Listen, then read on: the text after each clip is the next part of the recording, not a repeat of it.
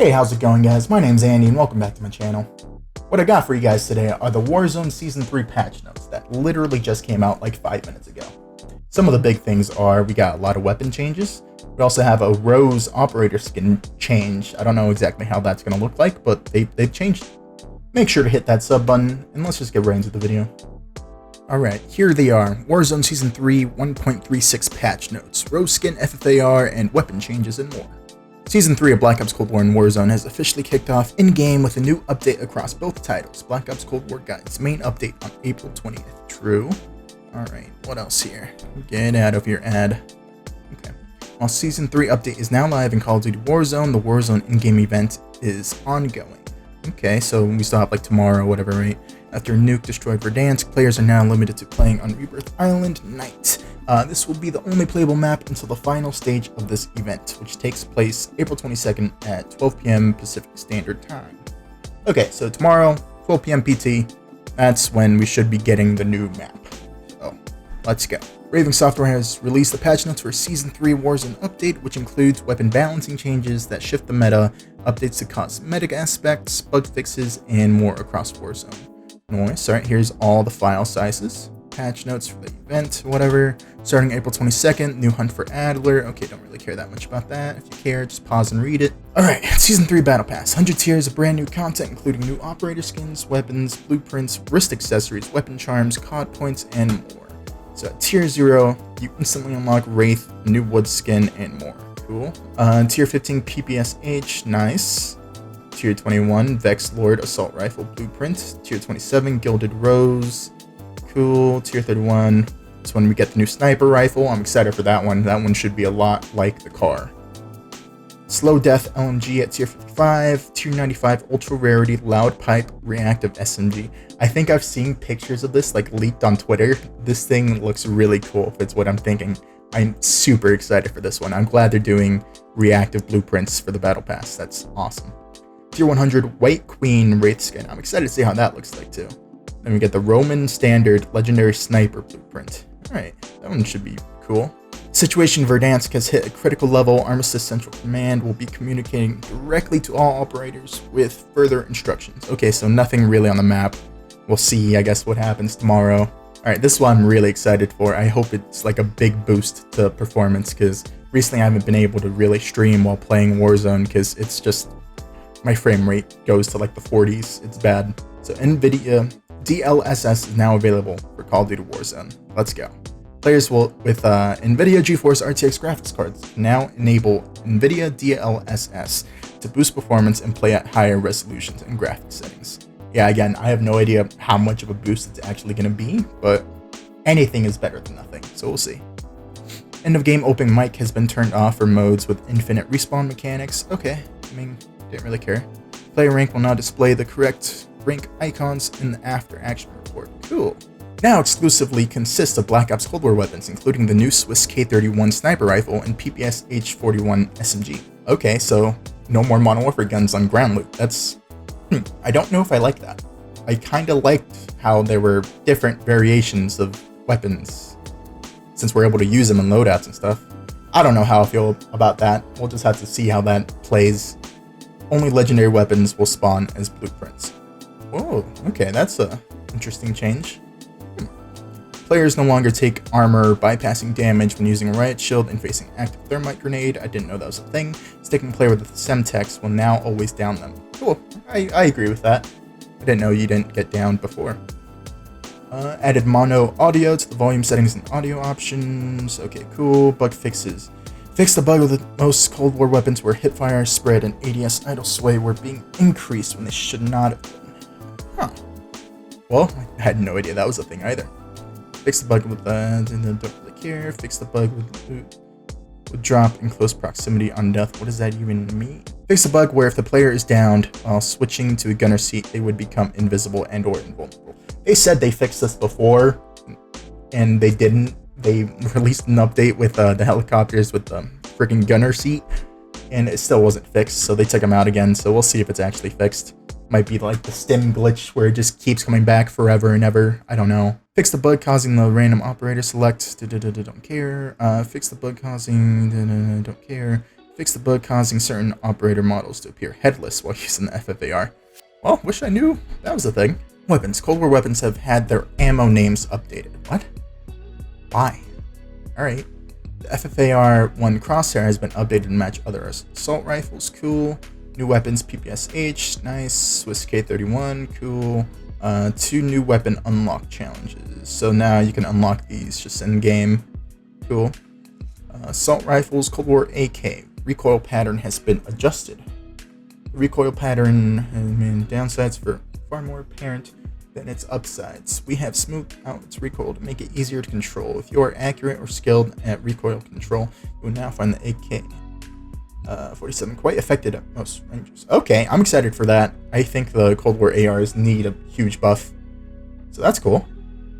FFAR 83, minimum damage increased 25 to 26. Maximum damage decreased from 33 to 31. Maximum damage range increased by 17%. Recoil pattern has been adjusted. Nice. So they buffed the FFAR as well. Cool. FFAR, maximum damage decreased from 30 to 27. Nice. Okay, so we're getting a pretty decent nerf to the FFAR, which I agree with. It's just way too powerful at mid-range and close range. Can't be both. But it looks like they're really just doubling down on this assault rifle being like an SMG, I guess. Which is interesting. Why not just have SMGs dominate close range? I don't know. Yeah, so it's getting nerfed. We'll see if that takes or not. Roze, recoil increased slightly. ADS speed decreased slightly. Upper torso damage multiplier changed from 1.3 to 1.1. They're nerfing this as well. More of a precaution. We expect in the absence of the FFAR that the Roze would take its place. Yeah, that makes sense. People were saying that. I've seen some videos, some people saying that the Roze would take the FFAR's place, so they're preemptively nerfing it, which I guess is okay. But again, another AR that they're almost considering to be a SMG. Why? It's a fucking assault rifle. Krig 6. Head damage multiplier changed from 1.4 to 1.5. Neck damage multiplier changed from 1 to 1.3. For torso, 1.1. 1.1. Overshadowed by all other ARs. Okay, nice. So a buff to the Krig. I'm excited for that. QBZ, move speed increased, ADS speed increased, neck damage multiplier changed. Okay, so a buff for the QBZ as well. Cool. No XM4 buff. That kind of sucks. I think that the Modern Warfare ARs are still going to be better. So that, I don't know. I mean, we'll have to see if these really do make a big difference. But I think like the bullet velocity for like all these guns suck compared to Modern Warfare's. Submachine guns, LC-10, bullet velocity increased slightly. Cool. Okay. Maximum damage decreased by 1 for the MAC-10. So tiny little baby nerf for the MAC-10. Yeah, MAC-10 was still a pretty strong gun. I guess I agree with that. Sniper rifles, Pellington 703, ADS speed increased, raise time increased slightly. Okay, so that's a nice buff for the Pellington. I'm excited to try that. Tactical rifles, Cold War tactical rifle Charlie, that's the AUG. If you don't know, time between bursts increased by 33%. Neck damage multiplier changed from 1.8 to 1.3.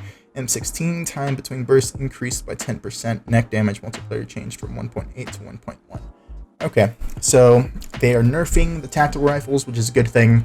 They were still a little too OP. Hopefully it's not too much of a change, because I would like them to be viable, you know? I do like playing with them, but yeah, they were way too OP. I just hope they didn't nerf them into the ground. We'll have to see about that one. Attachments. Position concealment. Position concealment will reduce the time your position is visible on the compass and minimap after firing. This effect has been added as a pro on both the flashguard and SOCOM KGB Eliminator. Huh. So when you're shooting a gun with either of those attachments on, and it doesn't have a silencer, your ping on the minimap will essentially go way faster. Say before it was like staying on the map for 5 seconds, it'll now be, I don't know, 3. I guess these will be a good counter to the suppressors now. Kind of like that change. That kind of messes with the meta a bit. Barrels, 16.3 rapid fire, M16 increased the rate of fire, reduced by 50%. Some more nerfs to the AUG and M16. These are pretty big nerfs too. I really hope they didn't like nerf them to the ground. Oh man, I like using them. Big sadness. Okay, Sorokin 144, the Psychov, whatever. Minimum damage reduced from 23 to 19. These received a nerf as well.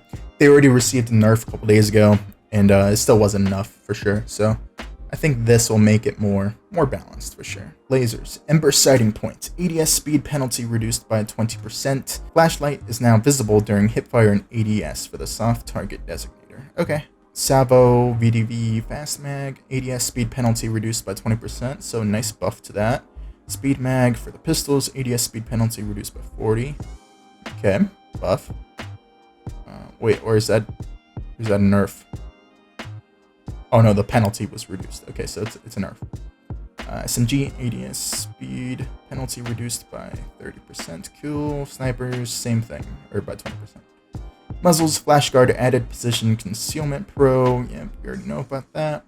Optics, ADS speed penalty reduced by 10%.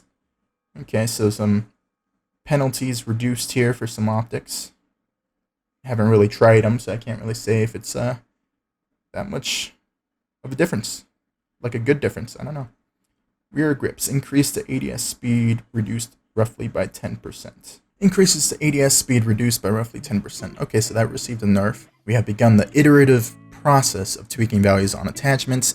We would like the dominion of weapon downside to be a build direction rather than a single attachment choice.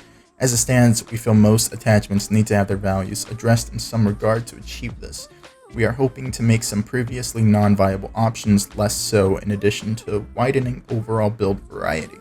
This may include increasing upsides or downsides on existing attachments. We are also actively looking at how we can create more compelling choices within the confines of attachment categories. Chiefly muzzles like the monolithic and agency suppressor. They're planning on like messing things up, dude. I'm kind of excited for that. Because everyone just kind of uses the same build on like all their guns. They find one build and that's it. So I'm kind of down for that. Make other attachments viable. I like that. Given the magnitude of balance changes in this patch, we may make some adjustments shortly after Season 3 launch to ensure the meta is healthy and stable. As always, please continue to provide your feedback. Alright, so we got some operator changes. Roze. We've adjusted Roze in order to improve the operator's readability, visibility where sources of light are available. Let's fucking go! Hell yes, Roze definitely needed a nerf. She's pretty much invisible in like any dark areas. I wonder how much of a change that is. We have to wait to see. Alright, new operators added. Wraith, cool. Battle Pass, Antonov, cool.